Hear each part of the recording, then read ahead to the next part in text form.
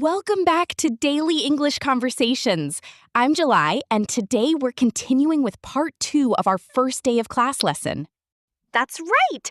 Class just finished, and now July and Anna are grabbing coffee to talk more. Let's listen in.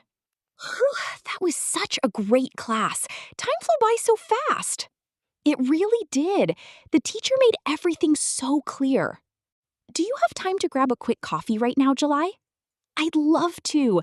There's a cozy coffee shop right around the corner. So, July, how long have you been studying English? I've studied grammar for years, but I just started focusing on speaking. What about you? Same here. I watch movies with subtitles, but when I try to speak, my brain freezes up. That's totally normal. I practice for 15 minutes every single day to build confidence. Really? What do you do in just 15 minutes?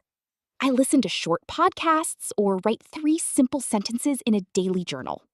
3 sentences a day? That sounds so easy. Exactly. Why don't we become study partners and practice after class? That sounds fantastic. I'm so glad we met today, July. Me too, Anna. Here's to making great progress together. Do you have a study partner to practice English with? Let us know in the comments below. Like, share, and subscribe for more easy English dialogues. See you next time. Bye!